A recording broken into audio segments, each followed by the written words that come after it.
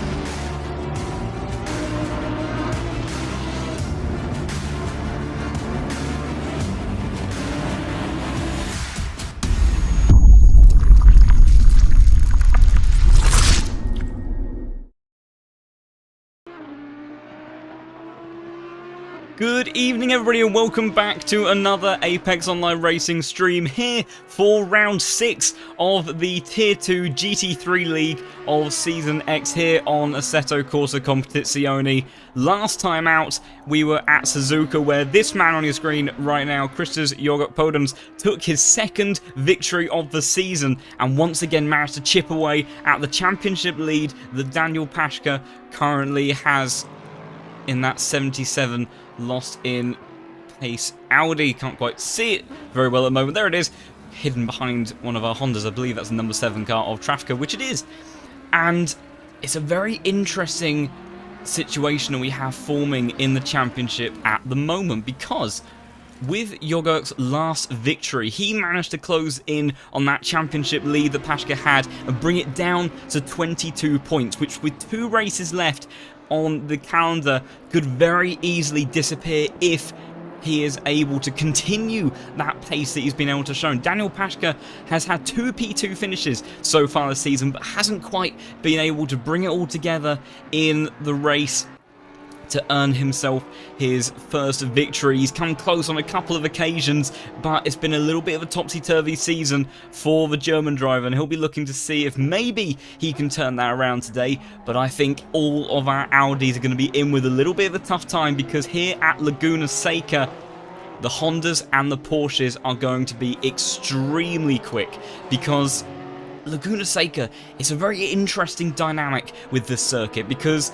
it's very technical, it's very twisty, so it really does suit cars like the Porsche that are so good in terms of agility, but it also is actually very demanding in terms of power, or more importantly, torque. So cars that have good low-end grunt, really good acceleration, which is another area that the Porsche really excels in, those are the cars that tend to perform well around here. And another vehicle that does that very well is the Hondas. And with the way that the BOP has changed over recent updates, the Honda has become even more powerful than ever for tackling this American race circuit. So Tier 2, we've got a stronger lineup of Hondas than we do in Tier 1, and we've got a decent amount of Porsches in some pretty handy drivers as well. So expect to see a decent group of those within the top 10, and it will be interesting to see how the likes of our championship contenders of Daniel Pashka and Christos Jogurk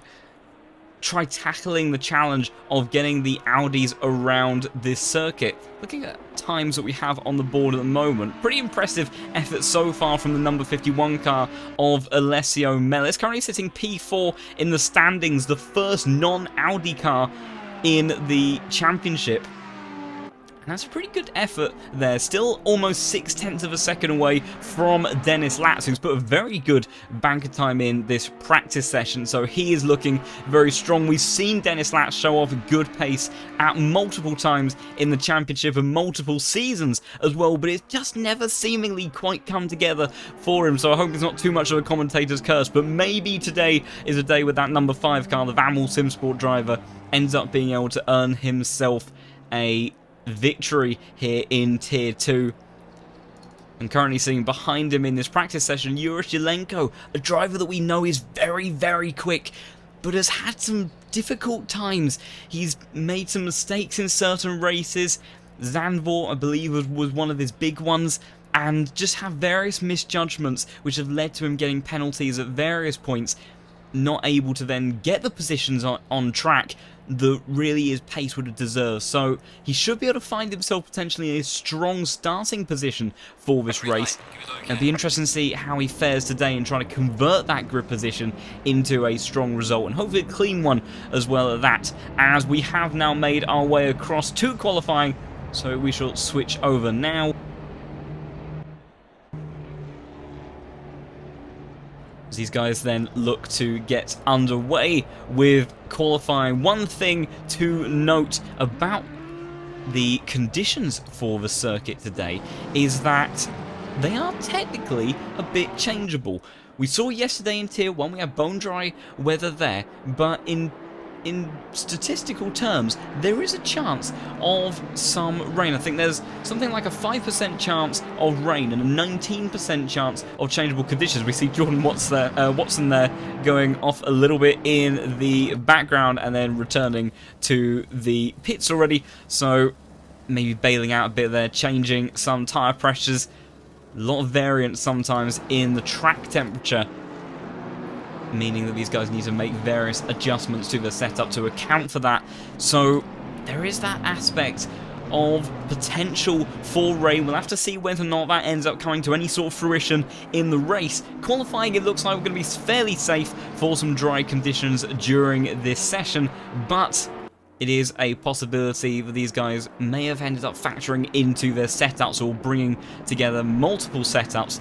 So drivers now making their way around the circuit for the first time. We've got the 108 car, I believe, of David Gavon leading the way. So we'll go on board with him to take us for a lap around Laguna Seca and going down into turn 1, first of all, into the Andretti hairpin. Actually, technically, that's turn 2. Really awkward corner, that double apex. We saw a little bit of argy-bargy yesterday in Tier 1, trying to go side-by-side through there. Then another tricky apex of turn 3. You've got to be really careful of that sausage curb on the inside. Then use all of that entry curb, get yourself back across to the right, and then back to the left again. Really unforgiving track limits around here. Not so much in terms of corner cutting and penalties, but the gravel traps really do suck you in. So you've got to be very, very careful with that dirt on the outside. Nicely makes his way through turn 5, and then that uphill run towards turn 6. Probably one of the trickiest corners on the calendar. He gets it a bit wrong. Going wide on the exit there would have lost quite a chunk of momentum, and it's so easy to do because you've got to be cautious of that sausage curb on the inside. And then now down into the corkscrew. Most legendary corner on this circuit by far, and a legendary corner across the globe, and then through Rainy Curve down towards turn 10. Really flowing set of corners if you can get it nicely hooked up. Lots of camber as well, so you can really drive the car into those corners and send a lot of commitment there, and then nicely hooked up for turn 11 to get through the hairpin and then back towards the start finish line. And it will be a 23.3 for David Gavon. I imagine we'll see some faster times coming in pretty swiftly from other drivers just behind. We had Gasper Marak, our race 1 winner, also came away with a podium, first or second podium of his season so far, with a strong drive from him at Suzuka. So it'll be interesting to see what he can do. He was looking fairly quick in practice, but it's always tough to fully judge all of these drivers' pace because we don't know quite what they're using that practice for. Are they looking to use it for race running? Are they trying to get their eye in just before qualifying? Everyone has a different approach. We'll have to see how it all mixes up in the end. But for right now, Gasper Marak in that 88 Honda is currently on provisional pole. You can see how close to the edge of that AstroTurf he was pushing in. He's already closing in on the Bentley of David. just up ahead, we've got yellow flag somewhere. I imagine we'll be seeing quite a few of those, particularly in qualifying, as this is a very technical and unforgiving circuit, and you really have to give it full beans around here to get a good lap time, because you get so much extra reward if you push the limits to the absolute maximum. And somebody that is doing that already is Dennis Latz, who gets himself to provisional pole, but I'm not sure it's going to be for very long, because Gasper Marak, even with a little bit of a tow from the Bentley, I think is going to be on an improvement for pole position, and it will be a 21.6, so he gets himself up to the front of the pack for the time being. So already a duel going on between two Hondas. I think Gasper may end up getting a bit held up on this lap, so I don't expect an improvement from him. Jan Climbs in the 329 Porsche goes up to the front row on a 21.7. Very good effort there from him. And Jan Climbs, don't forget, is a race winner this season at Zandvoort, where the Porsche was once again very strong, and probably the circuit that, other than Laguna Seca, is the one that's been strongest out on the calendar so far. He was able to bring some really strong pace and consistency there and put together a fantastic result. So Jan Climbs again could do something rather special. We saw the Porsches dominate really in Tier 1 yesterday, so we know that they have some pretty good pace, but we've got a lot more quick drivers in the Hondas in this Tier 2 grid, so it'll be interesting to see how that all balances out. As we can see, we've got Honda, Porsche, Honda, and then Jordan Watson in the Ferrari. A good effort there from him to displace the next batch of Hondas and Porsches, as then top 3 now all part of Hondas, and that number 5 Honda of Dennis Latz, a 21.2, a very, very strong time there from him, almost half a second faster than anybody else, so that is a very good effort there to improve. Gasper Marak, I think, will be looking to do his next proper attempt this time around, so we'll keep an eye on how he gets on. Jan climbs on 10th up improvement and goes up into P2, but still a fair margin away from that effort from Dennis Latz. Who else have we got improved? We've got Jean-Michel Brin in the Lamborghini, down in P20 at the moment, but has found 3/10 on this lap, which could get him to the outskirts of the top 10 if he can bring this pace home through the final sector. The Lamborghini probably doing fairly well around here, because it does have very good agility in slow speed corners, but I think that car may struggle a little bit for tyre wear during the race, and making overtakes may be a struggle because pure grunt isn't its strong suit, but he does improve up to P14, so a good effort there from the 21 car. Also got the likes of James Cowley in the BMW in the 555, currently up 0.2 of a second. Negotiates his way through a final corner, looked a little bit cautious through there, maybe got a little bit wrong on his previous attempt, so just trying to get a better lap put together. Goes into P24 for the meantime. We've got Thomas Jack in the McLaren, a car that is not known to deal well around here, predominantly because of how low, how absurdly low the McLaren sits. And although there's not too much in the way of curbs to negotiate as such around here at Laguna Seca, it's not the likes of Zolder or any of those circuits where you really have to have a car that's like a sponge in terms of absorbing all those curbs. But the track has so much undulation, and in all of these apexes, there's these little divots in the tarmac, and the McLaren runs so low and ends up quite often running quite a stiff setup in some cases for drivers to get it to work. It can be a very tricky car to get to negotiate around here, and between that, it doesn't have the best power, it doesn't behave so well in slow speed corners, it really comes alive at the high speed, and where it's able to really get up to a strong top speed. McLaren just not tending to do so well around here, but a good improvement there from Thomas Jack on that last effort. As checking in elsewhere, what else have we got going on? We've got an improvement for now Rodri. He's found a couple of tenths in the opening part of the lap, so we'll keep an eye and see what he can do. Currently sitting down in 34th position, and then Mr. Jones in the Aston Martin in the number 9 car. Mr. Jones, he's had a little bit of an up and down season. He's managed to get into the top 10 on one occasion at Misano.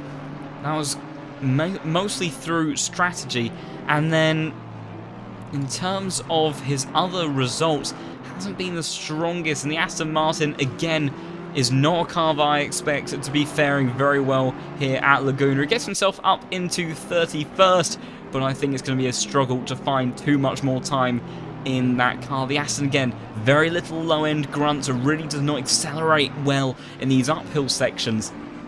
And just is a little bit lethargic through these low-speed corners. Good brakes on that car, but need a little bit more than that to make it competitive around here. Now, in the meantime, important laps are being done at the moment. Gaston Rack has found 2/10, almost 3/10 of a second in the opening couple of sectors of this lap. Dennis Latz has found a 10th in the first sector as well. We've got yellow flag for number 37 car off at turn 1. That was Matthias Weber in the Audi, sitting in P9 at the moment, so bailing out of any further attempts for the time being. But what can Gaston Rack do? I think he's lost a little bit of time through that corkscrew section. He's not showing up as finding any more time for the foreseeable future, and yet that's setting up a late apex there to go for another run. But in the meantime, Dennis Latz is continuing to find time. He's up by 2/10 of a second. If he can continue this improvement, he may break into the 1:20 20s, which would be a very, very big gauntlet to lay down with just under 5 minutes of qualifying left on the clock. Oh, he's losing a little bit of time on the exit. The corkscrew is a bit messy, but a lot of commitment there through rainy curve. Sees him get it back again through turn 10. It looked fairly neat and tidy through there. He's bouncing between 1 and 2/10 of a second. How late is he on the brakes in the final corner? He went a little bit deeper than he wanted to there, and I think he may have lost it. Maybe a small improvement, but I don't know if it's going to be very much. And yeah, he finds just about half a 10, so he does improve and extend his margin to Jan Climbs a bit, but not as much as he will feel that he has in the car. We've got Mash, who's found a 10th. Gaston Rack again has found time. He's 3/10 of a second up at the moment, having to work his way through a little bit of traffic.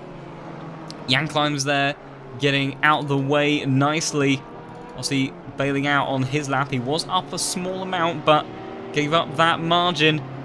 But Gaston Rack now up by a large amount, but he's gone deep in the final corner. He's lost it all again. Only up by a 10th, and may actually be down as he reaches the line. Oh, he does find a very, very small margin in the end that does promote him up a position, but not enough, not anywhere near enough to challenge the likes of Dennis Latz, who's still sitting very comfortably in P1 in that number 5 Honda. So 3.5 minutes left on the clock, and it is looking very difficult for some of these drivers trying to challenge the Honda that is setting the pace at the moment. Oh, that's a big moment there for Jogurk. One of the Ballas Esports cars came through the background there, tried to go with an onboard of what happened to the number 69 Audi. Our driver sitting P2 in the championship, and race winner from last time out. What happened here as he approached turn 6, just took a little bit too much curb and completely unsettled the rear of the car. Does a 360 and pulls it to a stop on the side. So a big moment there for one of our championship contenders. And I was about to make a comment that these are crucial positions potentially, because we've got Jogurk currently sitting P5 and his championship rival, and realistically the only other driver that can actually challenge for the title of Tier 2, because third place man Dominic Koroshavin sits on 245 points.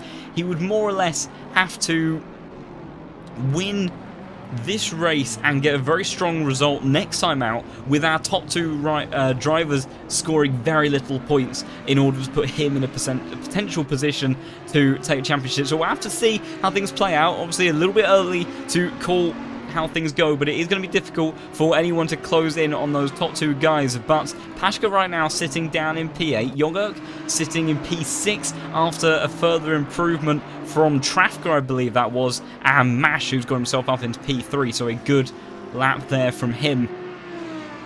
But again, these are extra points that will just make it that bit tighter of a battle as we head towards the final round at Monza. So we'll have to see how that all plays out. We've got 90 seconds then left on the clock. Dennis Latz on a lap at the moment. Should be able to finish that one and get one more. Hasn't found a time just yet. Mash has found a 10th. Lost it a little bit though through rainy curve, I think. Oh no, Jogurk is going to get a lap in. Leaderboard playing a little bit of havoc there. Again, Mash really bouncing between the deltas, but not quite able to bring a margin back. Gaspenrak finds a big improvement and goes within a tenth, but that is going to be his final effort, so he will start no higher than P2 on the grid today. But the first driver to really put any sort of pressure onto Dennis Latz, who isn't improving at the moment. Is there anything Trafka can do? Not on this lap, but he'll get one more run at it. Mash has come into the pits, so that is him done and dusted. We'll have to see. Jan Climbs, I think, is going to go for one more as well. Yuroshilenko a little bit further down the order than I would have anticipated. Driver that we've seen has had some strong pace at times, but not quite able to put it together at the moment. He will, I think, just about get one more attempt after this. He has found a couple of tenths in the final sector, and it looked like a pretty neat and tidy effort, so I think he'll jump up potentially to 6th position, and he does. So the number 17 car, a bit more of a representative effort from Euros, and we'll have one more attempt to go for it. Dennis Latz currently on a lap as well, not finding any time just yet. Same goes for Trafka. He's actually down, so I don't think Trafka is going to be challenging the front row unless he recovers it all. He did actually have quite a strong exit out of the corkscrew, but that's a little bit wide there through Rainy Curve, maybe pushing the limits just a little bit too much. And does in fact then come into the pits, which also, just a point to add, very tricky pit entry. We'll just have a quick onboard here. Number 7 car. We saw Black Goldsaw had a bit of a rough time in Tier 1 yesterday. Get it all wrong when he made his early pit stop, so it's not a mistake that we see all too often, but Laguna Seca does tend to lend itself to a bit of a tricky entry there just because of how tight that first part is, and the cars really do come barreling into that section trying to make up as much time as possible, but very few drivers are improving. Yuroshilenko has found a 10th, maybe even 2 if he keeps it neat and tidy in the final part of the lap. I think this is going to bump him up nicely, potentially into P3. He's going to run it towards line number 17 car, and it does. He gets himself up into P3 as we again get a very interesting view of the chat. Dare I suggest that there's been another attempt of a DDoSing attack there. But seemingly the server is remaining stable for the time being. We have some fantastic people at AOR that really put some top-notch effort into trying to keep these servers as secure as possible with the recent developments in DDoS attacks going on in ACC. Hopefully something that will change in due course.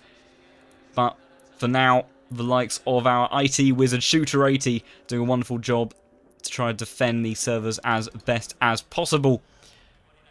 But it will be Dennis Latz then that takes pole position here at Laguna Seca. A brilliant lap there from him. Ended up being somewhat contested by some of our other drivers at the end, but it was enough in the end to take pole position from previous race winner, this man, the number 88 car of Gasper Mrak, who will join him on the front row for a double first and second row lockout for the Hondas. Who would have ever dreamed the day that we would have seen something like this? It's not, with BOPs over previous seasons, this is really not something that we would have anticipated. Maybe Laguna Seca and the likes of Kyalami, Bathurst, the sort of circuits where we may have seen that potentially as a possibility, but with the way that some of the other cars of the Porsches and Bathurst, things like Ferraris, the Aston at times, really never gave the Honda that much of a chance to dominate. But in this current BOP in the hands of our Tier 2 drivers at Laguna Seca, is Honda supremacy for the first couple of rows. That'll be very interesting to see how that goes. Yuroshilenko, a good late effort there when no one else was improving. He found time at a very neat and tidy final sector to get himself up into P3. Number 7 of Trafka will line up alongside him in P4, and then followed by the first of our Porsches, Mash, with a strong effort there from him to sit P5. Then we have Jan Climbs, previous race winner this season as well in the 329 Porsche, who will join Mash on the third row. And then our championship leader. Interesting, we didn't quite catch that during qualifying, but we've got our 2 championship contenders that will be lining up right next to each other on the 4th row of the grid. Daniel Pashka in the 77 car with the man P2 in the standings, who has been in very fine form, particularly in race pace in recent events, lining up just behind him, and Remy Papin, Jorgurk's teammate, right behind Daniel Pashka. Whether or not we'll see any team players coming out today as such, we'll have to wait and see, but that'll be something probably in the back of Pashka's mind.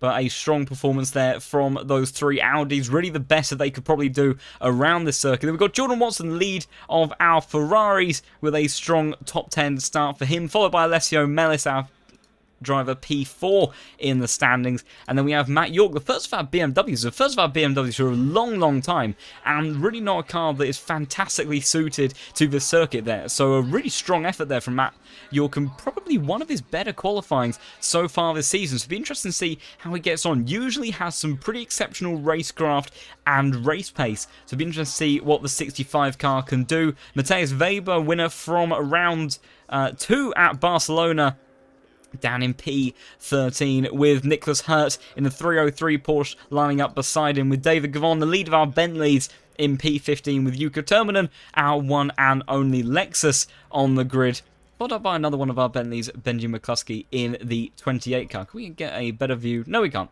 The camera is doing us no favours as ever. Mr. Jones gets himself up into P18. Strong effort there in the Aston Martin. That is a good job indeed from the number 9 car. Then Thomas Jack, same goes for him in that McLaren. We're going to be struggling a little bit today in terms of race pace. And then Jean-Michel Brin starting in P20, so good job from him. Jay Fang in the number 14 McLaren will start in P21. Loris Madiri, the next one of our BMWs, 10 positions away from Matt York. So it really goes to show how strong of a lap time that was from the number 65 car. And then Dominic Koroshavin, our driver, P3 in the standings, all the way down in 23rd place. And with the likes of Mellis, Mrak starting way ahead of him, particularly in the case of Mrak, that could be a big concern for him in terms of jeopardising the chance to maintain that P3 spot in the championship. So might be a difficult day in the office for him. Robin Moe starts at P24 with Just Haverman in P25. Arnaud Rodery in 26th with Benjamin King in 27th. Alex Rosetta in the number 8 BMW down in 28th. Followed by another one of our BMWs 555 of James Cowley. Christian Steinhauser, another driver we're not used to seeing this far down. Finished P2 in the first race, 5th at Barcelona, and then just has had disaster in the last few races. Bathurst got caught in a huge pile-up, didn't attend Zandvoort, and then Suzuka ended up resulting in a DNF. So really a poor few races for him, and starting down in 30th position. You have to wonder if that is going to turn around anytime soon. For the number 47 car, we've got Patrick Adamczyk in the 718 McLaren, followed by Luka Vitalik all the way down in 32nd place. So another driver that has had strong pace. This is only the second race that he has attended. He finished in P4 at Bathurst, and a well-known name in the AOR community over his last few years. Previously, he's been consistently a Tier 1 driver, but struggling in that qualifying session. So it'd be interesting to see if he can put all of that experience to good use in the race to bump up his position in the order. We've got Andre Verona in the 402 Lamborghini down in 33rd. Ola Pitchik in the 141 Audi, and then at the back of the pack, the number 63 Aston Martin of Wojtek Neuwirth that will round up the field as everyone then starts to rush a little bit to get themselves into formation. You can see these drivers lining up side by side through Rainy Curve at the moment. Take a quick look at the chat. Pitwall, I'm afraid, is not available for this race. Unfortunately, I do not have it set up to run, so I do apologise for that. Agreed, Shooter 80 is a godsend to the AOR community and a very beloved and treasured member indeed. And as far as the comments on the recent DDoS attacks, unfortunately, there is very little to say about it. It is very disappointing that people resort to such things, but hopefully KUNOS will bring out some measures in due course to help deal with it and reduce the impact that it's currently having on league racing at the moment. But for the time being, it looks like we are okay, and it's going to be underway for round 6 then of the season, as Dennis Lass will lead them away, and it looked like a pretty even start between our front row as he holds the inside line towards turn 1. will try to go for a bit of a better camera C as everyone tries to make their way. It's getting a little bit wide, 3 wide in the middle of turn 1. It's our championship contenders coming together in the middle of the apex there. And Yogurt's surrounded. Daniel Pashka is going to be able to continue, but that is disaster for the man P2 in the standings. We've got a lot of backing up further down in the order as well. I think everyone else got fairly clean through, but that is disastrous in terms of the championship hopes of this man, and whether or not that will result in a penalty, we will have to wait and see. That penalty won't be applied until after the race, so we'll have to see with that whether or not that carries over to the next round, as that's Remy Papin, Jorgok's teammate, going wide, as Watson, I think, has made a brilliant start on that opening half a lap so far. Matt York has done well to side his way up through the order, but at the front of the field, it is the man that starts on pole position that's continuing to lead the way in the number 5 Honda. Gasper Mrak holding in P2 with Yoroshilenko in P3. 4 Hondas still in the front 4 positions, and at the moment we've got Watson as our lead Ferrari after our Hondas and Porsches, followed up by Remy Papin and Matt York. But major ramifications there for the championship. Where did Daniel Pashka end up amongst all of that? He is down in P10. Whether or not he would have got significant damage from that, I imagine the contact would have been fairly light, but we know how sensitive the damage model can be in ACC, so whether or not that's causing any havoc to his car, let's see what his pace is like through the rest of this first stint. But very big things happening already further at the back. We've got some side-by-side action. Looked like it was Thomas Jack trying to go around Dominic Koroshavin. He's made up several positions, I think, on that first lap. Koroshavin, I believe, started in 23rd place. He's already up to P17, so very good racecraft from the 330 car to bounce back from that poor qualifying. In the meantime, looking at the front, the top 2 really already starting to make a bit of a breakaway. We saw this in Tier 1 yesterday, actually, with Angel and Luke at the front of the field. They were really able to escape the chaos. Oh, that is our man P2 in the standings, Jorgok. He's left the server. So I saw that he was off the circuit. Unfortunately, I couldn't quite click on his name soon enough. We'll go on board with car at the back of the field. We'll try to see what happens up ahead. So I do believe we're going to see there's that yellow Audi further up. Is there contact with Neuwirth? There isn't. He tags the curb, he's off the circuit, and then just retires from the session. So Jorgok will score no points then from round 6, and that potentially, even with a potential penalty carried over into the finale of the season, may well in fact hand the championship to Daniel Pashka. That is big news then for the Tier 2 Championship, and a very short and disappointing day in the office then for that SpongeBob Audi that has looked in such good and fine form in the last few races. So very disappointing day for him. In the meantime, Dennis Latz goes a little bit wide. I was about to compliment him on how quick he's been going. The only man to break into the 22s, but with that is coming clearly a lot of risk taken on the circuit, and he's lost a decent chunk of that gap to Gasper behind. Capitalising on that mistake really loses you a lot of momentum if you do dip a wheel in the gravel. A lot of these front cars a little bit spaced out. We've got Jan Climbs holding on to the back of Mash for the time being. We're not able to put him under too much pressure just yet. We've got Pashko, if anything, is really struggling with pace at the moment, because David Gavon in the 108 Bentley looks like he is driving very well for the time being and looking to try to make his way up into the top 10, which in the Bentley would be a very good effort. A bit further back, we've got Alessio Mellis trying to put pressure onto one of the Ballast Esports cars. I think there's been a bit more shuffling amongst these. Is that a back marker? That's the 141 car. So that is, so Ola Pitchik that you see there on the screen, Ola Pitchik has already done his pit stop, so very early pit stop for him, and he'll be having blue flags waved at him furiously, and I imagine that Alessio Mellis, who will be also benefiting heavily from Jorgok's retirement, will be hoping that he doesn't lose any time behind that Audi. That is not a battle for position, as last lap it was Gasper Mrak that went fastest of anybody. Took 0.3 of a second out of Dennis Latz, but I think Dennis is responding on this next lap. whereas Gasper hasn't quite been able to maintain the pace that he showed on the last time round. It does seem to be dropping a little bit back and putting a wheel on the dirt. It's just such fine margins around here. In the meantime, Daniel Pashka has suddenly jumped forward away from David Gavon and now is looking to put pressure on to Christopher Jogger's teammate. As I hear a bit of gravel in the background. Who was that? That was Gavon, who has lost a big chunk of time there. What happened to the one-away Bentley? Oh, a huge kick of oversteer.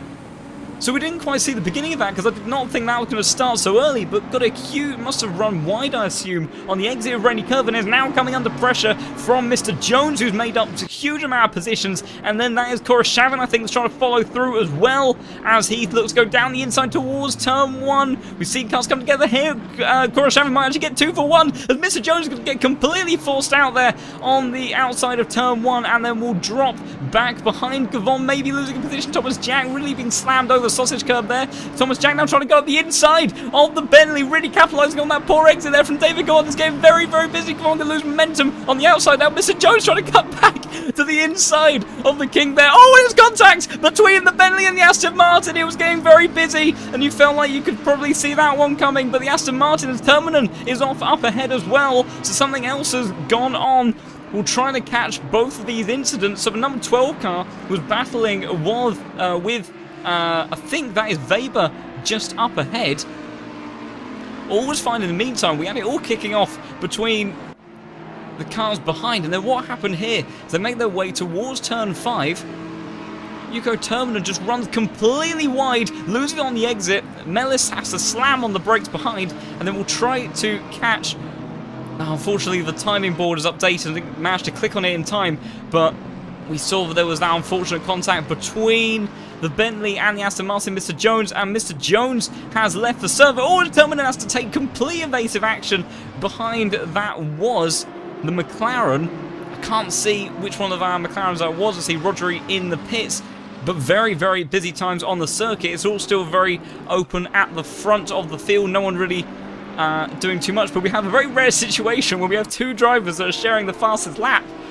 Dennis Laps responding to the fastest lap attempt from Gasper Rack, and both of them are the 21.877, so really very much on even pace for the time being. As in the meantime, Matt York trying to go at the inside of Remy Papin, I believe. Oh, it gets a big kick of oversteer, and that's going to allow Papin to try to come back around the outside, heading towards the corkscrew. Going to be side by side in towards the entry there. Going to be very difficult for Papin to make that one work, but they give each other room. And Papin, what a brilliant move around the outside. Very, very fair racing there from the number 65 car as well to leave space, but got the move done somewhere earlier in the lap, and then that very unforgiving exit of turn 6, just losing in momentum and dropping him back down to P9 for the time being. And that's allowed Daniel Pashka to close up a little bit once again. We saw he was a bit closer earlier on, but he did lose a chunk of time. In the meantime, Benji McCluskey is under pressure from Mellis. I think he's actually made that overtake stick somewhere around the circuit. Mellis, we saw, was ahead at the point that Terminen went around. So I think McCluskey is showing some good pace at the moment. And in the meantime, then Koroshavin sweeping around the outside of his teammate. Pitchik not holding up his teammate whatsoever. I'm sure the likes of Mellis and McCluskey would have been hoping that he pulled to the side in the same way, but I don't think cost them too much time in the end. Always getting very busy with the likes of Madiri and Steinhauser. Steinhauser went a little bit wide on the exit there. We'll see if we can catch what happened between them. Steinhauser was trying to cut back and just drifted very, very wide on the exit, but the Bentley, being the car that it is, doesn't really sit massively high, but just does seem to, well, it absorbs bumps incredibly well. So probably one of our best rallycross cars that you could be in, other than the Lexus, although Terminen didn't pay off for him too well in that choice when he decided to go exploring around Laguna Seca. In the meantime, Mash still coming under huge amounts of pressure from Yang Climbs.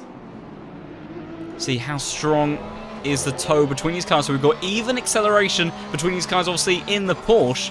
I'll tell you what, though, that number 3 of Mash maybe running a little bit less aero than Yan Climbs, because really did pull away in that beginning part of the straight, and Yan not able to make up any time there at all. So Mash really has a car that is going to be difficult to overtake by the looks of it.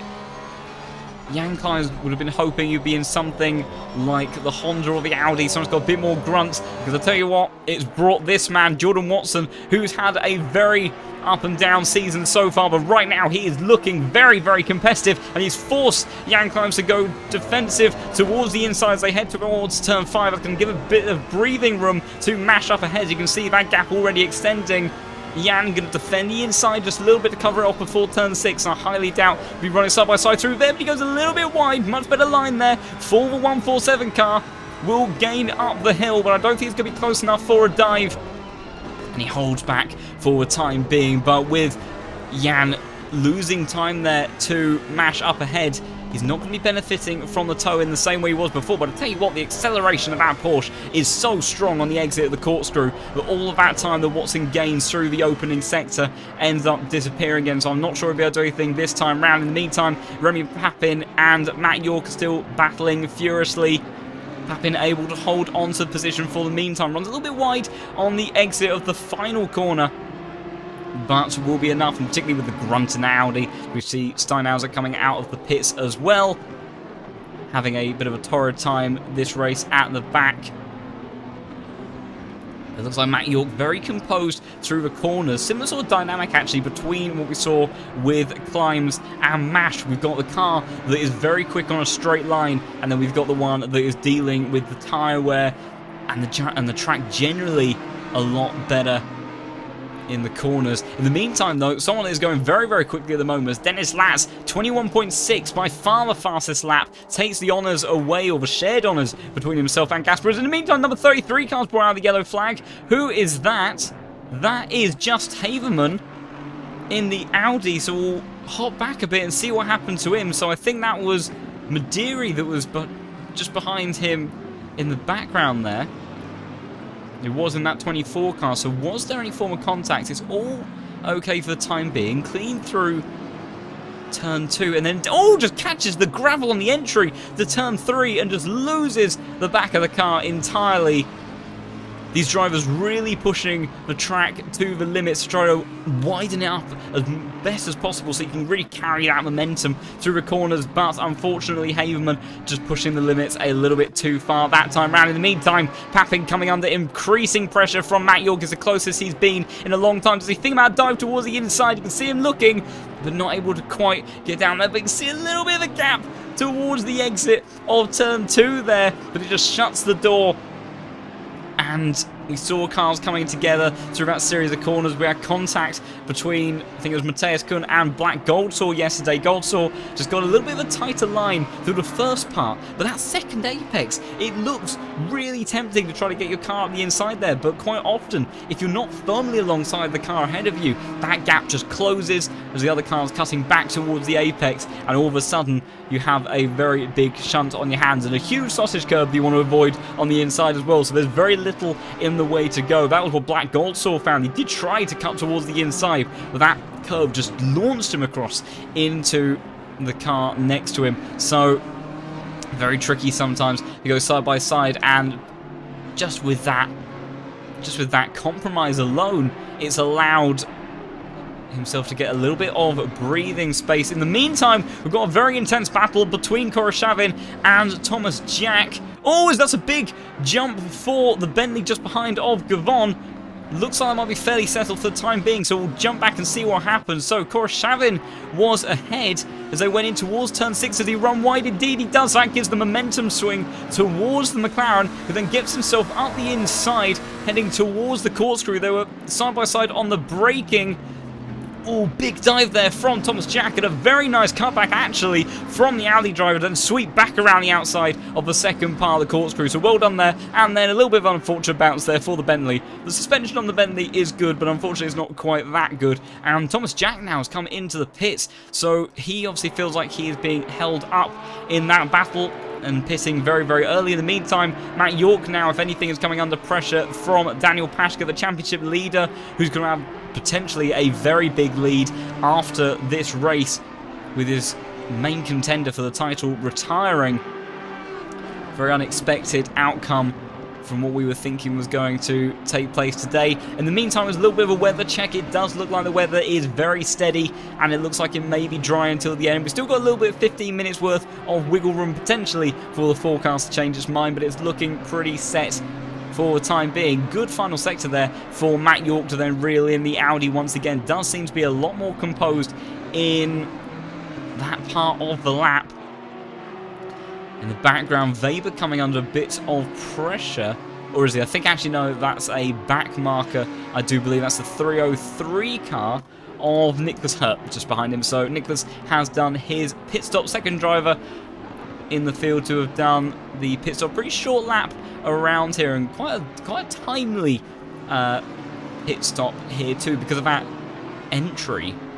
Not the longest pit lane, certainly nothing the likes of what we would see at Spa, for example, but does cost you quite a bit of time. In the meantime, who's that? We've got Pitchick, that is, with the McLaren just behind him. So again, we've got a situation here where Pitchick is a back marker, and that number 14 car just behind him, that is Jay Fang, who will be getting a little bit frustrated there, seeing that Audi in front. It's just very off-putting, and particularly through corners like the one we've got coming up. You can see that with that car in front, very difficult to judge what's happened there. In the meantime, the number 12 car has brought out Yuko Terminen again, that brought out the yellow flag. So what's happened to Terminen through the first sector? Okay, doesn't repeat the mistake we saw from Haverman, makes his way through into turn 3, so he's all by himself for the time being. Didn't see anyone else bring out the yellow flags. Does he clip the sausage curve? Here he does, jumps to the outside, tries to keep his foot in, almost controls the car, but a huge series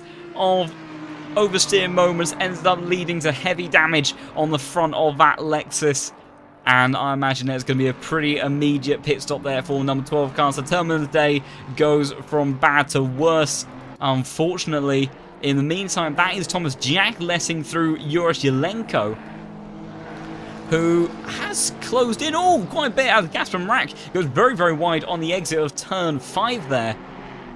And on that last lap, yeah, Uros Yelenko takes 1.5 tenths, just over a tenth actually, excuse me, out of Mrak. So still very, very tight margins between our top 3. Very consistent pace between each of them. But, that's a huge bit of entry on the corkscrew, and I think that's lost Uros quite a bit of time there. You can see just how much he cut that inside curb. You can take a bit, but if you take too much, you actually get a moment where you're all 4 wheels off the ground, and this is big. Gas Marak then coming into the pit lane has a clean entry. Quite a nice, neat and tidy entry there, and one of our front runners, the first of our front runners to come into the pits. So I have to see whereabouts he emerges. He'll be hoping that he finds himself in some clean air. In the meantime, Mash still able to hold back Jan Climbs for the time being. Watson has dropped back quite considerably from these two, maintaining similar sorts of pace, but not quite able to close in just yet, as Jan Climbs had a pretty good opening part of the lap there. Does seem to be closer than he's been for a while. Up on board with Jan Climbs. Actually, I think, unfortunately, just as I say, they run a little bit wide through turn 4. Such a tricky car to carry commitment through there at the best of times, let alone when you're trying to hunt someone down in front of you. The margins for error are very, very small, but the consequences are absolutely catastrophic. And we've seen the likes of Gavon, Termino, in cars that are actually quite forgiving in terms of bumps, come off very, very badly around here. So something in the Porsche can be a very tricky car to drive at times. Very difficult one to negotiate, but for the time being, it looks like Mash still doing enough to hold back our previous race winner of the 329. Uros Yelenko now comes into the pit. So, whereabouts on the circuit do we have the man that was running P2? Matt York under pressure now from Daniel Pashka. I don't know whether or not Pashka will be able to make anything happen towards turn 1. I don't think he will. In the meantime, Jay Fang has dropped back by the looks of it. He's actually come into the pits. I'm not sure if he still had Pitchick just ahead. But now let's see whereabouts the rest of our drivers going to appear. So we've got Marak still got quite a way to go before start-finish straight. So Yurchelenko has just come down off the jacks then. He's got quite a chunk of the pit lane left to go. So we'll hop on board with the man that was running in P2. You can see the Honda just up ahead. He's going to be coming out of that pit lane speed limit. The pit lane, though, does cut across the inside of turn 1, so it may not be over and done with just yet. Mrak ahead on track for the time being. There's going to be a shorter run through the first corner for the Honda that he was fighting for that position with. Does he come out on top? And he does. Yurchelenko and number 17 car not able to do quite enough on that in-lap to offset the undercut there from Gasper Mrak, who does hold on to his position. But it'd be interesting to see what Dennis Latz does, and he does immediately pit. Is there damage on that car? I can't tell if there's any form of damage. The bonnet just looks a little bit higher up. Daniel Pashka's coming into the pits as well. Let's have a look at the front of another Honda. You see that bonnet on the number 7 car seems very firmly down at the front. But you look at the car of Dennis Latz, and it just looks like, to me, it might be kinked up. So I'm not sure if our race leader had a moment whilst we were looking at what our other drivers were doing. It will be reflected, surely, if there is any damage to repair. So we'll see whereabouts he emerges out of the pits. Mrak and Yelenko making their way through into the final corner. Dennis Latz, he's still up on the jack, so I do believe, I think, yeah, he's going to lose the lead of the race. So unfortunately, didn't catch what happened there. But our race leader, Dennis Latz, who was starting to extend his lead comfortably, has had a catastrophic moment and heavily damaged. There the bonnet goes down again. You can see that gap was closed up. But the number 5 guy going to plummet down the order. He's going to have 40 minutes. Oh, and stop and go penalty for the championship leader. Would you believe it? He's had the championship almost handed to him on a silver platter from Yogo retiring. And the number 77 car has made a huge error. And Dennis Latz has done exactly the same thing. Did Dennis Latz get the damage on the entry to the pit lane? Because, no, where is the pit lane line? We'll see if we can catch someone coming into the pits in just a moment. Anyone else going to dive in just behind? Because I'm trying to see whereabouts the pit line is.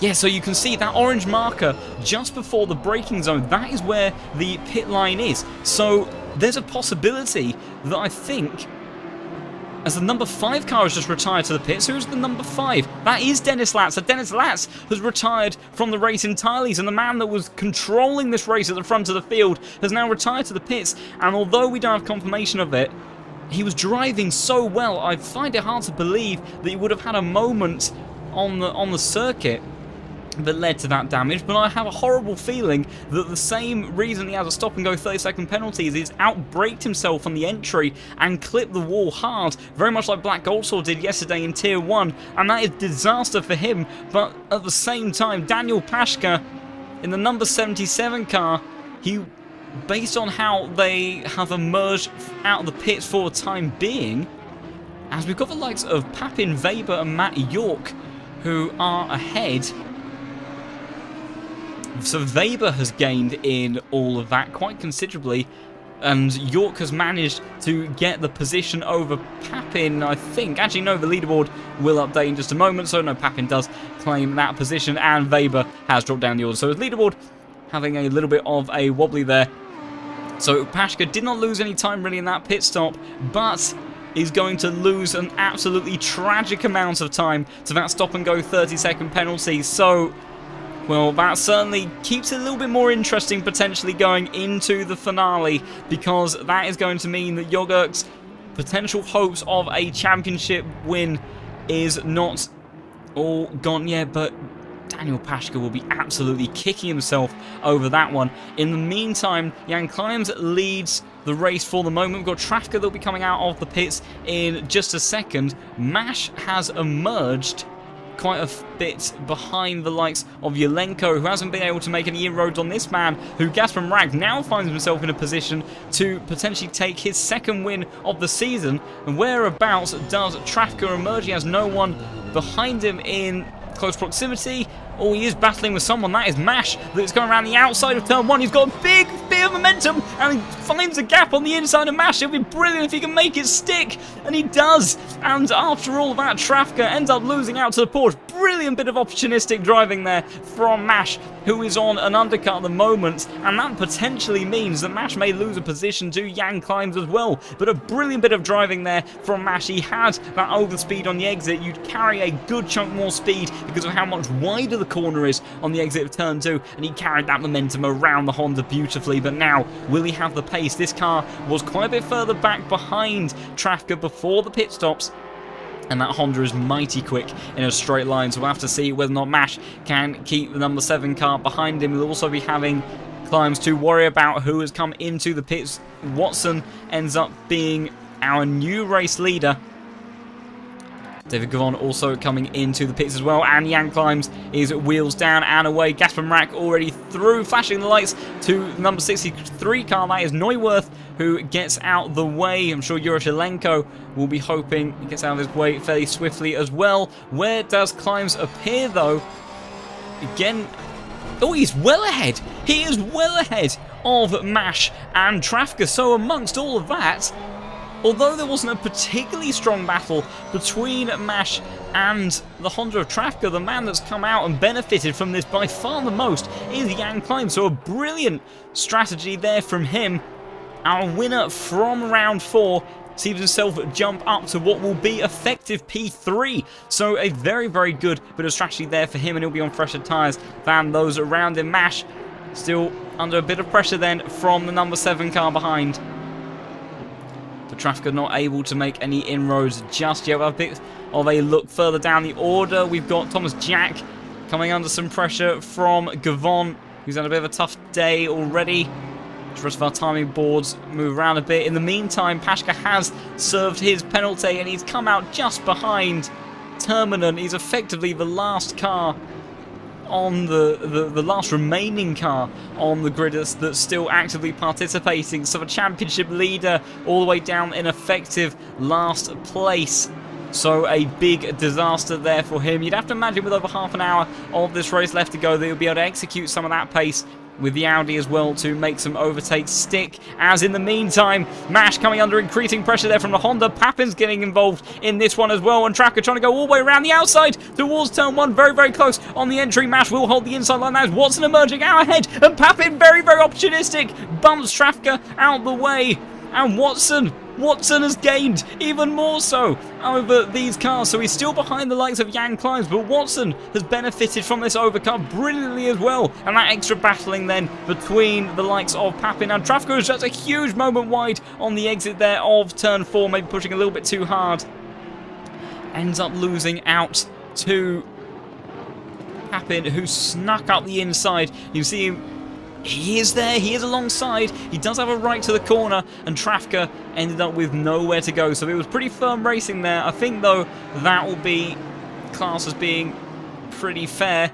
There was a car's width, and he did make the corner. He made the corner a bit more successfully than we saw the likes of Black Gold saw yesterday when he tried to make a similar move. So very, very opportunistic there from the number 6 car, as Mash has been able to run away a little bit. Bit of dirt kicked up from the Ferrari up ahead, as Matt York has been able to close in on this as well. So Trafka has really dropped down the order in these last few laps. Has not benefited or fared well through the pit stop phase whatsoever, as our last car to pit is Madiri, who still well ahead of our leaders, but surely will be considering coming into the pits fairly soon. You can see almost all of our drivers have come in before the halfway mark. That heavy fuel really taking its toll on the tyres. And Gasper Mrak, well, I was actually about to say extending his race is his lead, but on that last lap, Yuroshilenko did an absolute blinder, 21.7, not the fastest lap of the race, but crucially, a quarter of a second faster. I heard gravel. Doesn't look like it was anything too catastrophic. I always get concerned when I hear gravel somewhere in the spectator cameras, but Euros still not giving up on that potential race win. P2 in this race, if he can bring it home, would be a personal best finish for him by far. Be his first podium of the season, so still a very strong drive from him so far. We'll have to see if he can bring it home. It's all gone wrong for him at times before. In the meantime, this battle, some of these gaps extending, but the one that looks like it may be closing just a bit. See what the last lap was. Climbs 22.7 and 22.2 from Watson, and Mash on a 21.8. So these guys might start bunching together very, very soon in the next few laps. We've got a decent chunk of time left on the clock for that battle to get underway for what will be the battle for P4. Excuse me, P3. Actually, so our remaining podium spot, because Madiri, once he is pitted, will be dropping back down the order. As that's Pashka just coming up behind him now. Madiri last up at 23.6, so that is down with, unfortunately, some of our slower laps right now. So those tyres really, really suffering on that 24 car. Surely he comes into pits now, and he does. So aiming for the halfway mark there. It might serve him well to have the undercut. He will have fresher tyres, not an undercut, he's on the exact opposite, he's on the biggest overcut of anybody, but he will have the freshest tyres, probably by quite a decent margin over most drivers, to see if he can maybe cut back through the field later on in the race. But that does allow this man, the number 88 car of Gasper Marak, who again lost a couple of tenths to the Honda behind. So Yurchilenko still over 2 seconds away from Marak, but crucially is lapping consistently faster. In actual fact, last time around it was Jan Klimes that did the fastest lap of the top 10. A good response from that pressure he's now starting to get from the likes of Watson, who another driver to get into the 21s. So good race pace there from him, and impressive in that Ferrari. It really has to be said that the Ferrari, not a car that we would particularly anticipate to be good around here. It has got some decent torque. We know it's got some decent top-end speed at kind of certain points, and it has good cornering performance, but the nature of this circuit isn't one that would necessarily suit this car ordinarily. So he's putting on a very good performance behind the wheel of that car, and Mash unable. Oh, that's Papin going wide, and that's potentially going to allow Trafka to think about going for a move. Number 33 car has brought out the yellow flag in the background. Papin will hold on to that. Who is in the 33? I feel like that's come up before, and it has. It's just Haverman. So what's happened to Haverman? We saw... So he makes it through the corkscrew. Coming down then into Rainey's curve. Does it go wide on the exit? It's a very wide mid part of the track, gets a little bit of a shuffle there. Oh, and he catches the gravel again! So just Haverman almost in a very, well, an identical mistake, just completely misjudging the corners of his car on the entry to the braking zone, and that is very, very costly, and I think that is going to be a retirement from the number 33, so very disappointing there for him.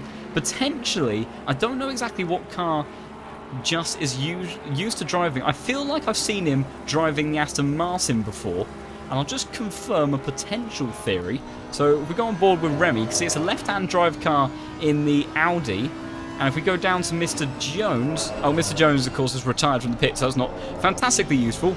Oh no, the Aston Martin is a left-hand drive car as well. I was wondering if it was potentially a change of car, and not being used to switching to the other side of the cockpit can be very, very difficult sometimes to adjust for that. So, not quite sure what the reasons for those mistakes are, but maybe just pushing the limits of the circuit a bit too strongly here. And like I said, Laguna Seca, very, very unforgiving.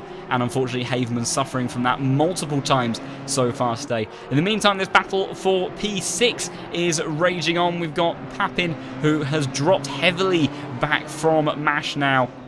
Last lap, 22.68 tenths of a second slower. In the meantime, Rack has responded up at the front. Euros falls into the 22s for the first time. Who is that? That's the 555 car of James Cowley, I believe, that's brought out the yellow flag. So what has happened to Cowley? He's had an off. Oh, that's right in front of our race leader. Unfortunately, that is going to very awkwardly timed. Didn't see if Gasper made it through there safely. Hopefully, he did. What happened to the BMW? Oh, just has a huge kick of oversteer. That was initiated well before he caught the gravel. Swings around. And let's have a look at this rejoin. So he gets the car spun around then. Switches over to the gravel, and then we'll see our race leader going right up behind. Cowley has continued, and yep, I think Merak did suffer quite a big loss of time there. We didn't see what happened, but it just looked a bit awkward as they made their way to the apex, and now Urashilenko is in with a serious chance of challenging for the racing lead almost immediately, because Merak has made a mistake, and that hands the lead to Urashilenko for the first time. And Merak, well, it was all looking so consistent, but he catches that curb on the entry of turn 10, and that allows the other Honda to go through. So in a space of a lap, that 2.5 second lead has crumpled down to a disadvantage to the number 17 car, and he now finds himself currently in P2, and Urashilenko will be looking to try to grab this opportunity with both hands, because if he can bring this one home, this would certainly be a fine result for him as a kick of oversteer. You can see he's feeling the pressure, really trying to get a push on now. Maybe while Merak is a bit rattled, but it looks like Yelenko is making mistakes of his own. And that is going to be making that number 88 all the more threatening in the rear view mirrors of our new race leader. How much can Yelenko withstand the pressure? We've seen him make mistakes before, usually when he's been trying to overtake. So he's displaying the hazards there. I'm not sure if he's got them constantly running. Doesn't look like it, so maybe a communication of sorts to Merak. I'm not sure exactly what he would have been trying to get across there. I'm not sure Merak would know exactly either, but one way or another, big moments there at the front of the pack. Yelenko has been able to maintain that advantage of just a couple of car lengths, but Gasper Merak, without a shadow of a doubt, will be looking to put him under all sorts of pressure. You see a little bit of a drop through the floor there for just a moment, but hopefully it was just a momentary lapse. As we'll skip further back. Mash comfortably holding on to P5 at the moment. Hasn't been able to make much of an inroad to Jordan Watson, who's still sitting comfortably in P4. And Jan Climbs in that podium position with that brilliant strategy has managed to maintain that position. In the meantime, Papin has dropped very far back. So Papin on the last lap, we didn't see that one either, lost 8 seconds. And that's allowed Matt York to get through. So York finds himself in P7. A strong racecraft effort there from him as well to make up for, well, not exactly a poor qualifying around here, but a difficult qualifying in the BMW. Let's say it was actually a strong performance in qualifying for the number 65. But Papin, some sort of instant. York didn't lose any time, so I think the time loss is self-inflicted for that number 6 car, but it does look like he's been struggling a bit over these last few laps. That's allowed Weber to start closing in, but can't do anything just yet. A bit further down, Neuwirth with Vidalik up ahead, and a lot of these gaps pretty spaced out between one another. We haven't got anyone that's firmly on the gearbox of another car. I think our closest battle on track is between our two front runners. Last lap round, 0.02 of a second between them, going the way of Merak. Very quick lap times there, still doing 21s. Good effort there from Jan Climbs actually to do a 21.9 as well. Watson not able to hold the same pace. In actual fact, fastest lap last time around was Trafka. So, oh, and amongst all of that, that's the other good point. Trafka has managed to reclaim some positions as well. So Trafka's been moving very well in these last few laps. There's been chaos going up and down various points in the grid, and unfortunately we can't catch them all. But Trafka then looking like he might be in a position to maybe try to close in the likes of the Porsche of Mash up ahead. You see visibly he's got quite a bit of work to do, but Mash a lot closer to the Ferrari of Watson, who lost a bit of time last lap. So if those two start battling, that could bring the number 7 car of Trafka back into it. In the meantime, Merak looks like he's gained just a little bit more again. A wide moment for Yelenko as they're coming up to the back of Terminen up ahead.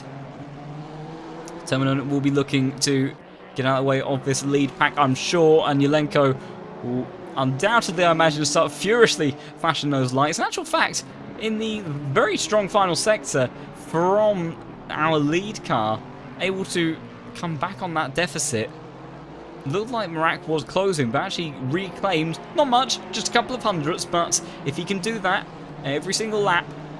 It'll just extend that margin bit by bit, make it that bit more comfortable, and with that clock always ticking away, you only need to do it for a certain amount of time before he would then be able to claim this race win. But Marak is still looking very, very fast. He's gone board actually with the number 88 car. See what it's like trying to hunt down a car around this circuit.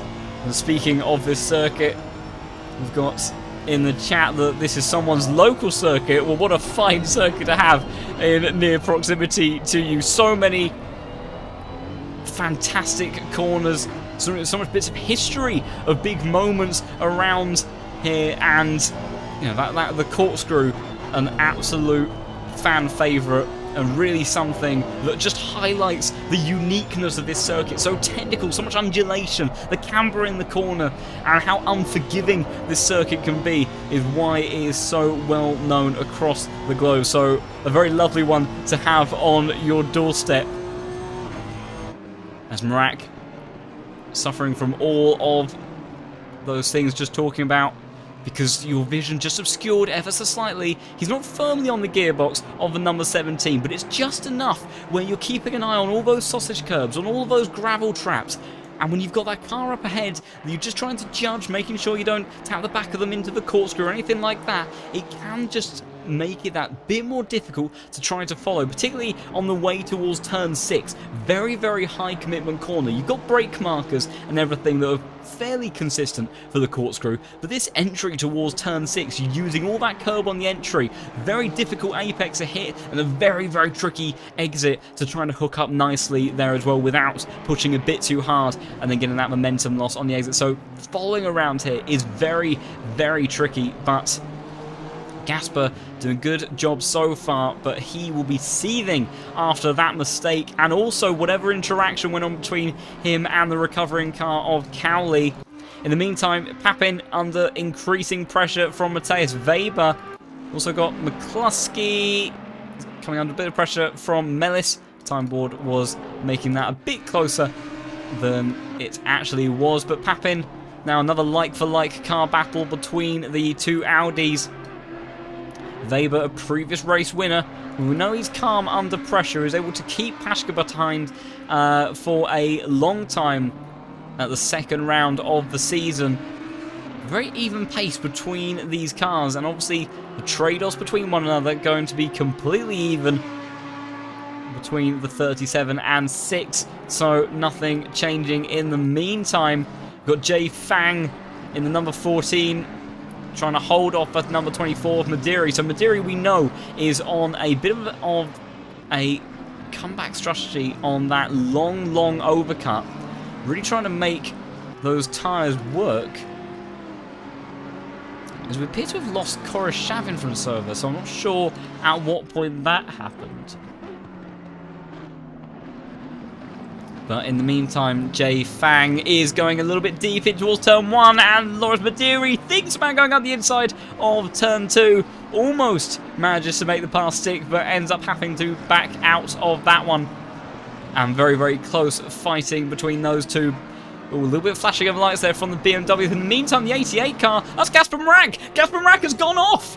Gasper Mrak, the man that was in the P2 position, that's Terminen, getting out of the way up ahead, so no interaction with the back marker. What on earth happens to the Honda driver who found himself in the lead after Dennis Latz ended up having his mishap, we believe, in the pit lane?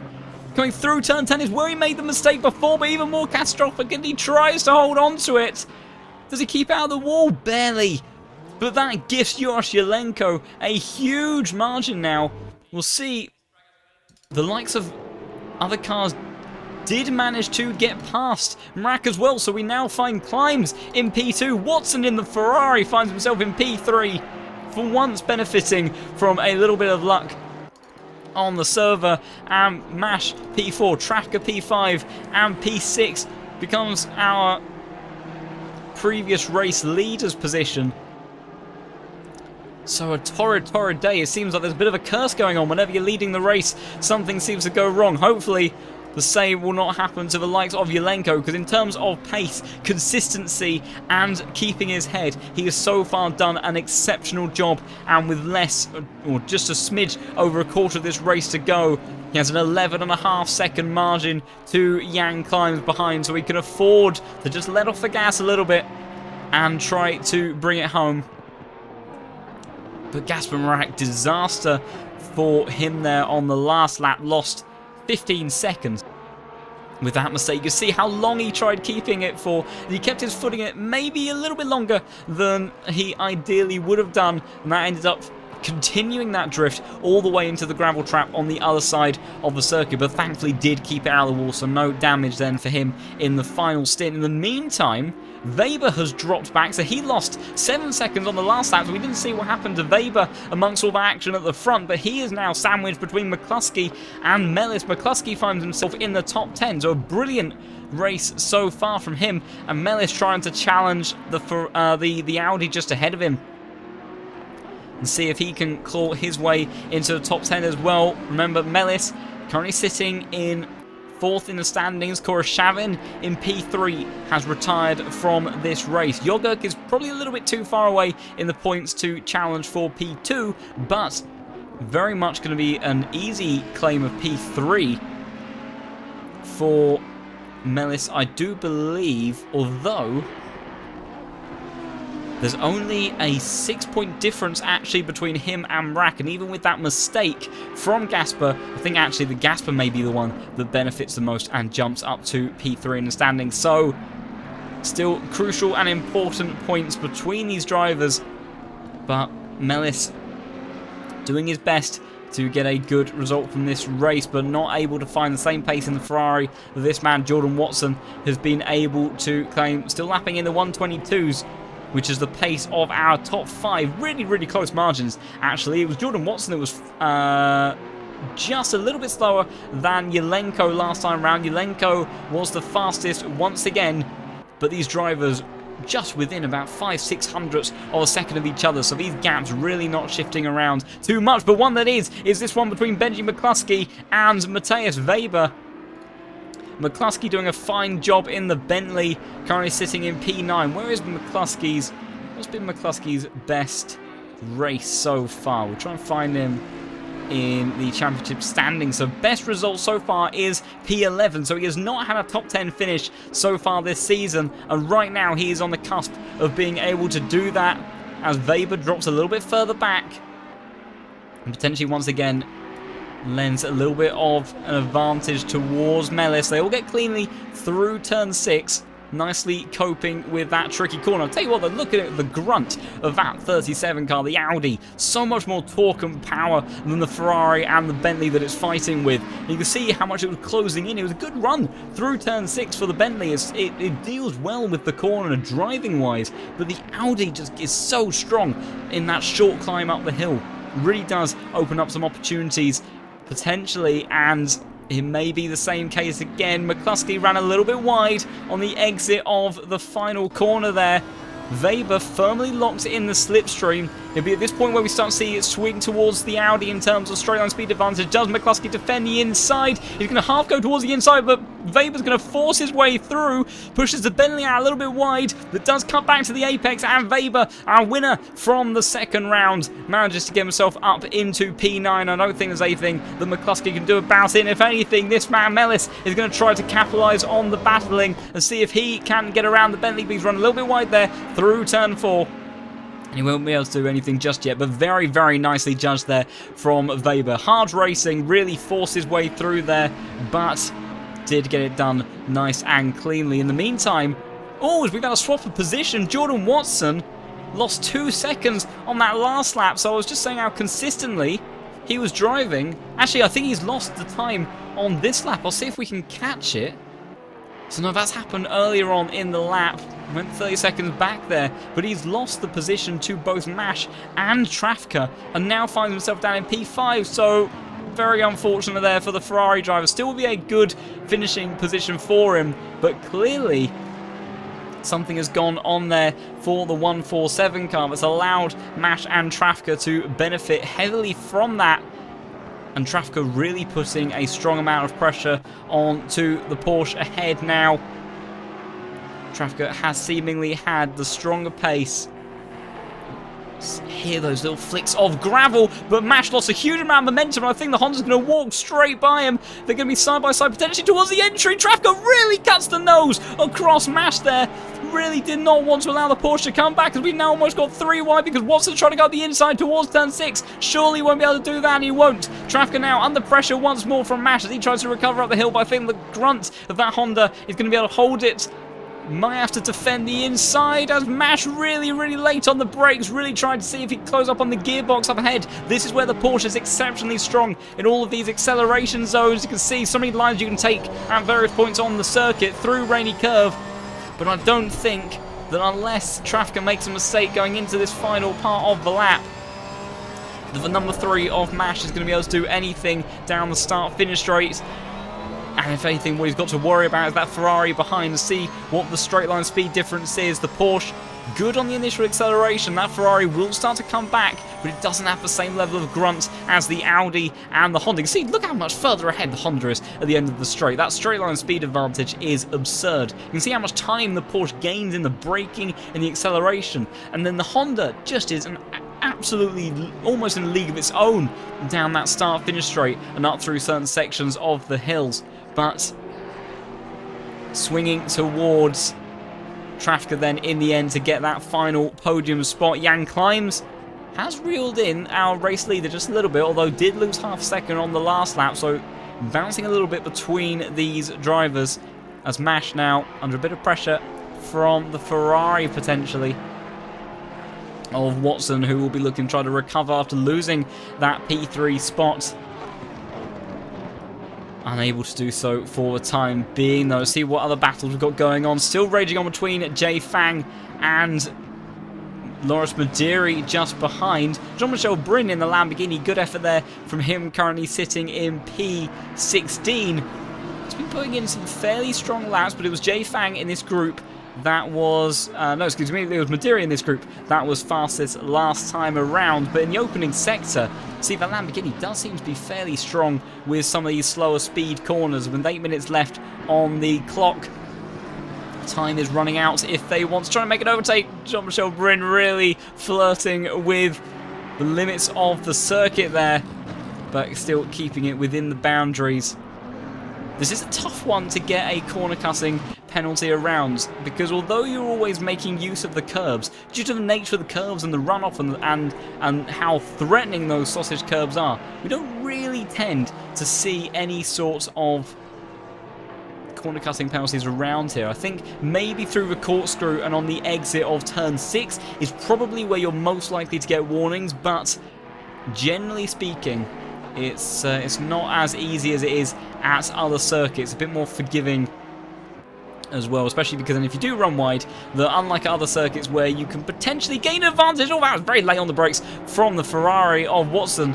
Almost goes into the back of the Porsche, and I think loses some time in the end. Gains in the braking, but brakes a little bit too late, and then that Porsche acceleration amplifies that gap increase as well. So not able to do anything just yet, but it is a tricky one to judge in terms of how hard you push the circuit around here, but something that they don't have to worry about quite as much as other circuits is those track limit warnings. In the meantime, Joris has responded to that earlier pace from Jan Climbs and was half a second faster than the 329 car on the last lap and extends his advantage back up to about 11.5 seconds at the last split. In the meantime, Trafka has gained 0.3 of a second on Jan Climbs. He needs to be doing a little bit more than that if he wants a shot at taking P2 away. Mash, though, in the background does look like he's struggling. Gasper Marak hasn't been able to do much about these guys. Maybe if they start to battle, he has got stronger pace. He did 22.1 last time around. That was race leading pace. That was faster than anybody on the circuit, so he'll be absolutely kicking himself. But if Watson and Mash start to battle, maybe that will give an opportunity for Marak to try to recover some positions. In the meantime, Fang trying to defend once again from Madiri, who sticks his nose on the inside, but once again ends up having to back out of it on that second apex. Fang very unrelenting to give up that part of the circuit. We've seen some drivers successfully go side by side through there. We saw Weber really force the issue by forcing McCluskey to the mid part of the track. Because if you are firmly alongside on the entry, you do kind of have that bit of power. And although the guy on the outside isn't going to thank you for it, it does. Oh, certainly talking about these guys, actually. McCluskey and Mellis going side by side. It's going to be very, very close between them. Just about giving each other enough room. Mellis keeps his footing it. And he's got his down the inside towards the final corner. McCluskey's going to respond on the exit, though, because I think that car is going to have the grunt. We've got completely the wrong camera angle. That's not what I wanted. There we go. We're on the rear wing now of the Ferrari. You can see that Bentley is coming back, but the Ferrari will have the inside line towards turn 1. And I think McCluskey, despite a valiant effort, unfortunately, is going to lose out on that top 10 spot. And Mellis is going to get past. We didn't quite see how that battle started, but we certainly saw how it progressed and finished. That was very, very close through turn 10, side by side through there is not easy, so huge amount of credit to both of them for giving each other just enough room there.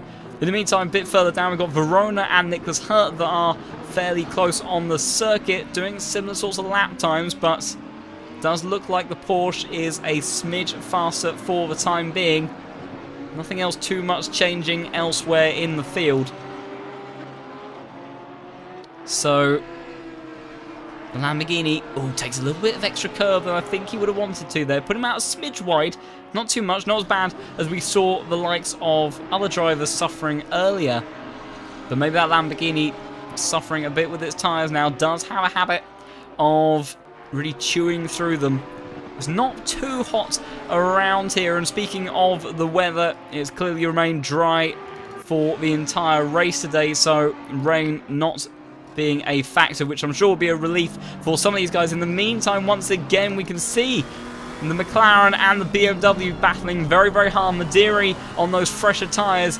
BMW does look like it's got pretty good long-term race pace. Matt York making it work nicely up in P7. Then when it comes trying to make an overtake... Oh, that's a yellow flag for number 63. Who is that? That's through the corkscrew, I believe. That is Neuwirth, that is just rejoining now. Hopefully we'll rejoin safe. That's just in front of our top 3. Hopefully it won't interfere too much with some of our other guys. We'll try to see what happened. So, Neuwirth by himself, so it looks like it might be a self-inflicted error here. On the brakes, nicely. Hits the first apex. Oh, huge skip! Just over that transition between the start and finish of the corkscrews, and we see that was Terminen and Rosetta going side by side as well, and it looks like Rosetta may have been able to get that position. He did in the end, so good overtake there from the BMW driver, teammate of Madiri.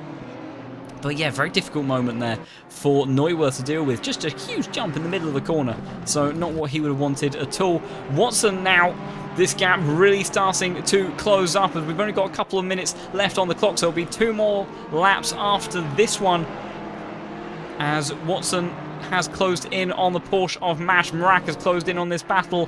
Matt York actually is losing time to Papin, who's been putting in some very strong lap times in this past year. 22.1 from Papin there, so easily the fastest car in the top 10. Very, very quick stuff there from him. Trafka has been charging on, trying to get onto the back of the Porsche, who's now being held up by the BMW of... Is that Madiri? No, so Madiri's still battling with Fangs. That is his teammate Rosetta, who will get out of the way just before turn 10. Is he out of the way for Trafka? Might get a little bit awkward. We saw awkwardness taking place with some of these cars before. Does get out of the way, and then we'll resume his battle by the looks of it with Terminen. But some of these gaps really starting to close up now. The Porsche of Mash really struggling, it seems, as the Lexus of Terminen just up ahead. You'd have to imagine he'll back out of the throttle, which he does halfway down the straight. Mash, though, will be able to hold on to his position by the looks of it towards turn 1. Everyone getting past. Mack thought was maybe launching an attack down the inside of Watson there, but unable to do so just yet. Yelenko making his way through turn 5, excuse me, at the moment. Just see a flicker in the background. We've got Pashka, who's trying to put pressure onto Robin Moe. So Pashka has recovered up to P20, so he's been driving pretty well. He might even get the extra McLaren, so these could be crucial championship points for the number 77. The McLaren is going to defend the position, but looks like he'll hold on to it for the time being. I'm very conscious of the battle for P4 though as well, as the Porsche just up ahead. Flashing lights, Gap and Ray using that overspeed from the Honda, really reeling in the Ferrari, and Watson's gone wide and deep in towards the first part of the corkscrew. Contact through the corkscrew, and they both go around, and Marak's in the wall. Watson is going to have to do a 3-point turn. We've got Matt York and Papin that are battling through this as well.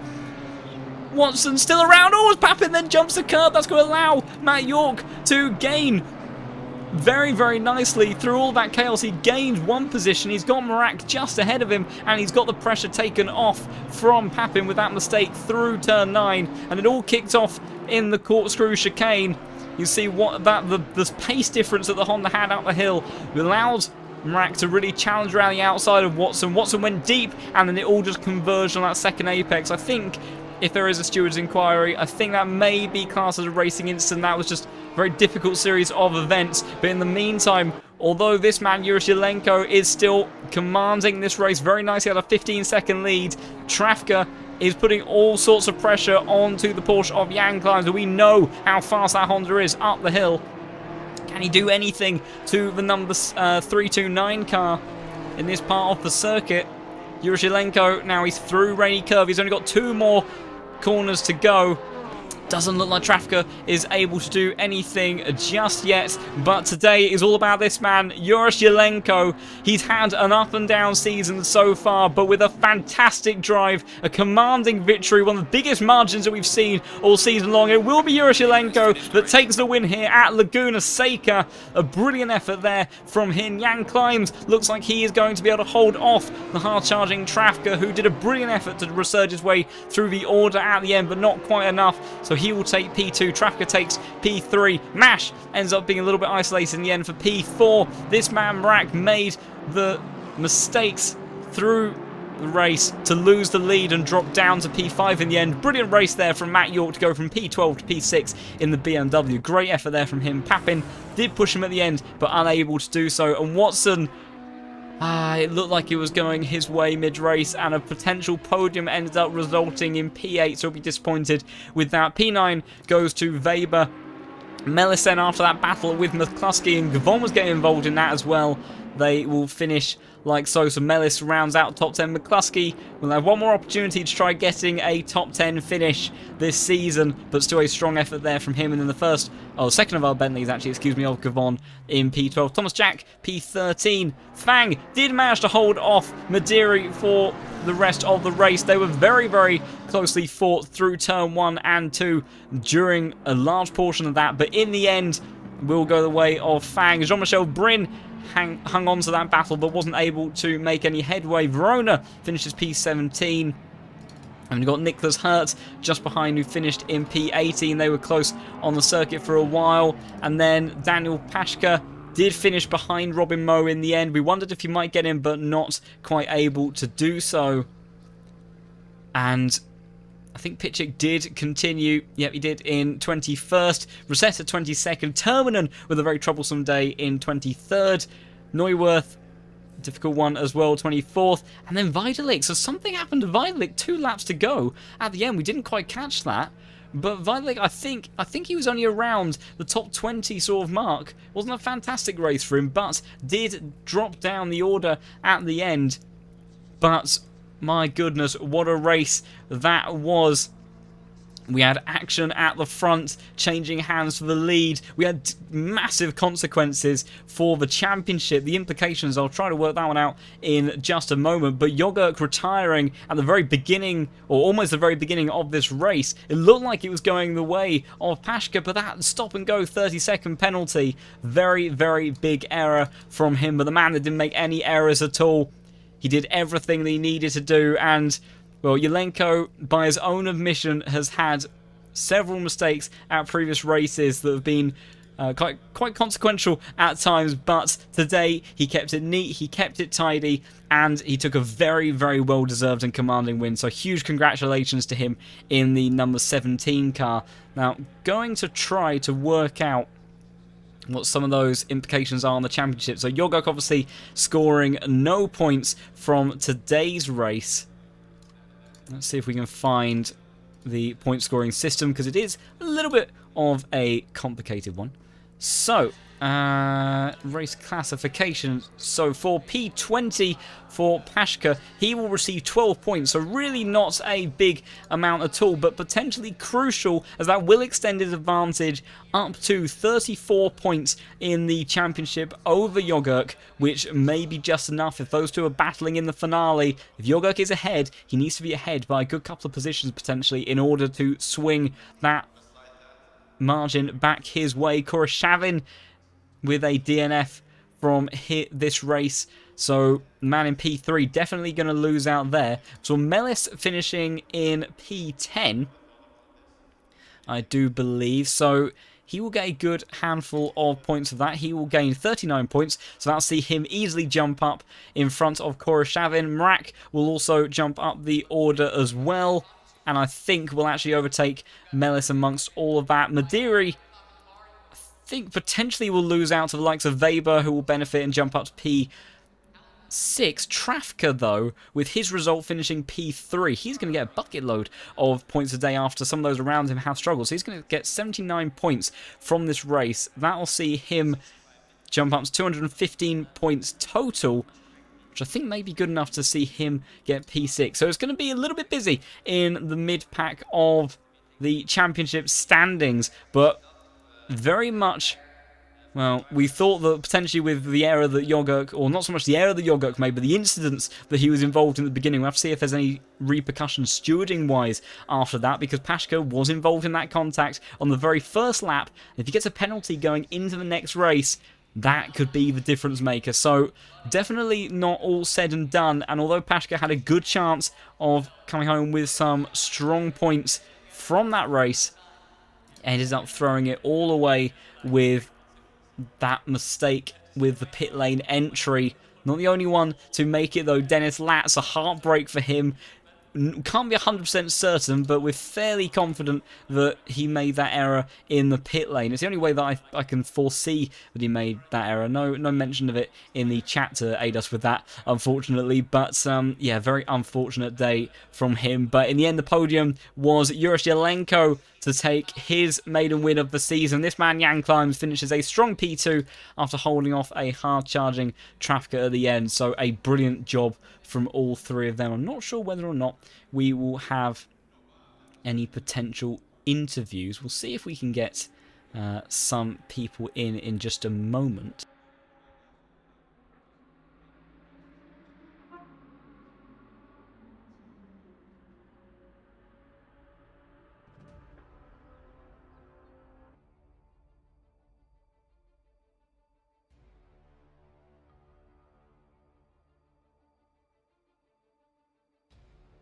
Sadly, it doesn't look like we have anyone ready for interview just yet. We'll keep an eye on it, and we'll see how it goes. But at least for the time being, after an incredibly eventful bit of racing at Laguna Seca, it's a track that's never the easiest to overtake at, but my goodness, it has a way of bringing us action. It's so technical, it's so unforgiving, and then when these guys do go side by side, they've been so restrained from having an opportunity for so long that it tends to get pretty argy-bargy at times, and we see some interesting action on track, and it's exactly what we had with the Tier 2 guys tonight, putting on a brilliant show for us there.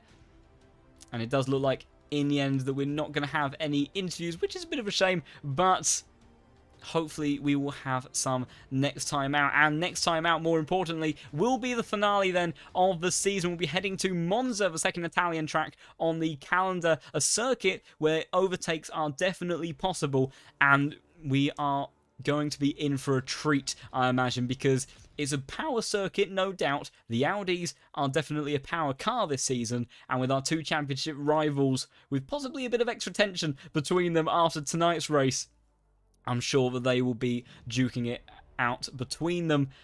as Daniel Pashka and Christos Jorguk will be the drivers that look to take that championship battle all the way to the end. And there'll be interesting fights that will have several ramifications up and down the rest of the championship standings as well. So be sure to join us then next week, so same time. And on the Monday, there will be the finale of Tier 1. Of course, Luke Whitehead finds himself in a very commanding position in the championship after his recent spouts of consistency, but we'll have to see if he can bring it home all the way to the end. The Porsche may struggle around the likes of Monza, and it wouldn't be the first time that Luke has found himself in a tricky recovery position. So be sure to join the action here at AOR on Monday, 7:30 British time, to catch that, and then join us next week on Tuesday to see the action that the Tier 2 guys have to bring. And if you want to get involved in the AOR community, we very much do encourage you to do so, and you can do that through various means. You can look to follow AOR on Twitter at Apex on Racing. If you want to get involved in more of the league racing side of things, then do consider heading over to the website apexonline.racing to look at all the forums to see what leagues AOR are running, have run, and all the various platforms that we have leagues going on. We have more than ACC and more than just PC, so there is a bit of something for everybody. And if you're looking just to join a community full of people that are just as passionate about sim racing and motorsports, a very friendly one at that, then do think about joining the Discord server as well. It's always great to have more people joining there in this ever-growing community and share that passion with you all. But for today then, after a very, very exciting penultimate round here at Laguna Seca that set us up beautifully for the finale at Monza next week, it looks like that will be it. So thank you so much, everybody, for watching, and everybody that has been in the chat. But for tonight then, it will be goodbye.